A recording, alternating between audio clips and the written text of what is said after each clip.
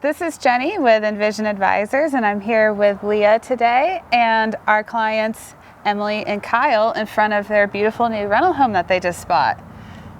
Yes.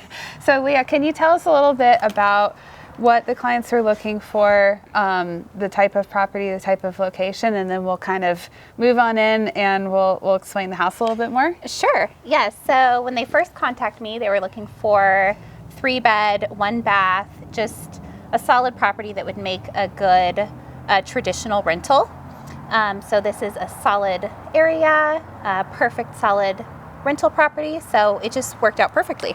Yeah. It sounds like everything went well in terms of finding the deal. We'll talk a little bit about some of the interesting aspects to the deal a little bit later on. But Yes. so great job. We'll move in inside and we'll talk about everything there. Perfect. Let's go check it out.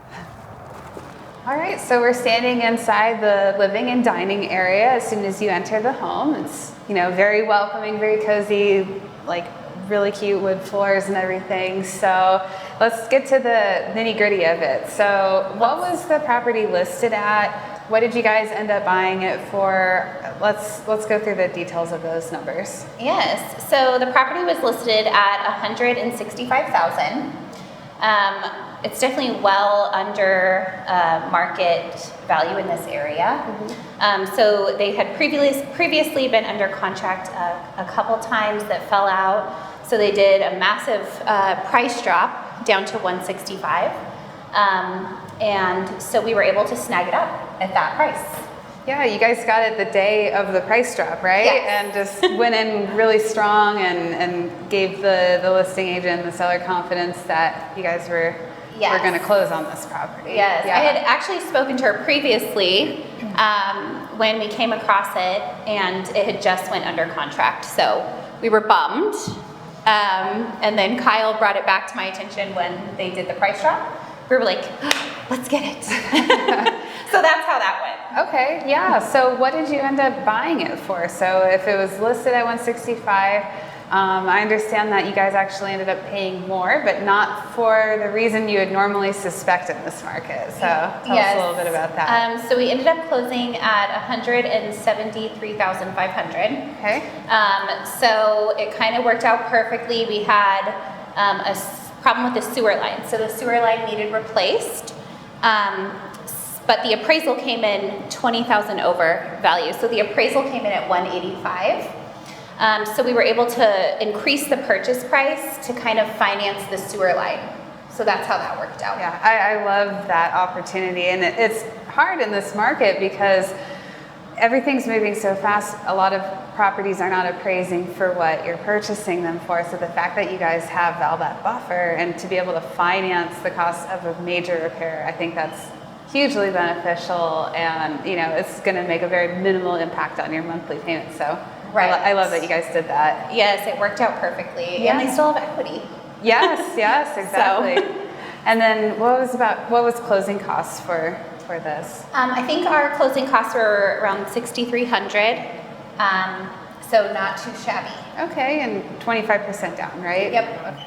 All right, so we're in the kitchen now, and I really like how it's very original cabinets. It's really cute. You can tell that they've done updating to the hardware and everything, and I'm sure that they had to make it more modern over the years for appliances and whatnot. But yeah, it's a really cute original kitchen, and off the side we can see what used to be the porch you guys were mentioning earlier. Mm-hmm. And they've enclosed it, have a really updated electric panel. So it's a nice mix of usable modern and some classic touches to it. Mm-hmm. So I really like that. I think that's neat. Yes. So would you guys be able to tell us a little bit more about the sewer line? I know that most people in Colorado probably run into that issue. So yeah, tell us kind of about your story with that. Yeah, so we got a house inspection, and we're very grateful that we did, because there were several places in the sewer line that were just completely not attached, and would have been a huge problem when someone was actually using it, and just a kind of a time bomb. But the estimate came back at about $8,500 for that work to be done, and our lender was confident enough to work with us and push that through from their side with a little bit extra escrow funding that will come back to us once it is done, which it is done now.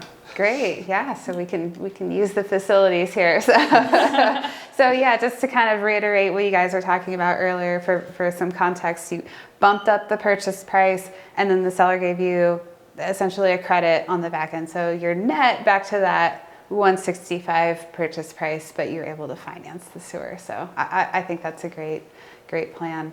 Tell us a little bit more about what you're thinking in terms of rent. What are taxes, insurance, all that fun stuff?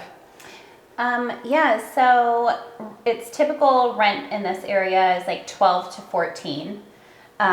So what were you thinking, like 13.50? Yeah, about 13.25 is what different calculations went. Right, yeah, so we just, ran our numbers pretty conservatively. Mm-hmm. And so real estate taxes are about $700 for this home. And then your insurance, thank you, was about 13. Is that right? Yes. So, Okay. And then kind of what Emily and I were talking about on our podcast version of this is that you guys are going to pay tenants trash and water, which combined is about $1,000 a year, it sounds like, on average. So yeah, so I mean, these are all like really good numbers. You're all in for less than $60,000, and that's kind of what we've been noticing is, people have a set amount that they want to use to invest. It's usually about $50,000 plus or minus. And Colorado is getting more and more difficult to be able to find something within that, investment pot that people want to use. And I mean, this is an amazing house that you were able to get for right at that target price point. So, I mean, I think that's an incredible option for people to consider. Yeah, absolutely. It's pretty exciting. The rest of our inspection came back super clean. So this house is over 100 years old. Yeah. So that was pretty awesome. So we just really lucked out finding a really solid property. So it's exciting. Yeah. And I know we're talking about you guys are getting it prepared. You've finished the sewer line, which obviously you don't want anyone to move in prior to that. That would not be good. So what are some of the rent-ready things that you guys are considering? I know we just talked about washer and dryer, figuring out what type of washer and dryer to put here, stackable or side-by-side, talking about the pros and cons of that, mainly just price and dimensions. Right. What else are you guys considering? There are a few sort of basic things. There's we need to put a gutter out front. There's no gutter. And there's some radon came in a little high, so we need to install some radon mitigation. Okay. Yeah, I mean, other than that, and just minor handyman things like fittings of cabinets and toilet fitting as well. I think that's all. Well, that's pretty easy. Yeah. Yeah, I mean, and yeah. also a swamp cooler. Oh, okay. And install that for the summer. Oh, nice. Where are you guys going to put that? There's a line downstairs that the home inspector found. Oh, he that's said perfect. There used to be one at some Okay. point, so it should be fairly easy for someone else to install if anyone. Oh, your tenants are going to love you for that. Yeah. Fingers crossed. Yeah. Yeah, especially here. Yeah. That's great. Yeah. So we'll kind of show some other parts of the house, and we'll talk about final numbers. Well, thanks so much, guys, for letting us see your house. We'll just kind of do some final summary numbers since we've talked a lot about the other components of your return on this investment. So what were you guys thinking in terms of property management, vacancy reserves, and all that good stuff? I think in general for the property management, we were anticipating just the standard 10%, no additional bells and whistles on top of that. Yep.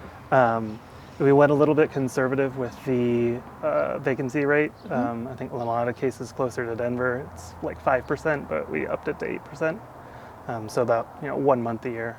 And we did the same 8% amount for the maintenance reserves as well.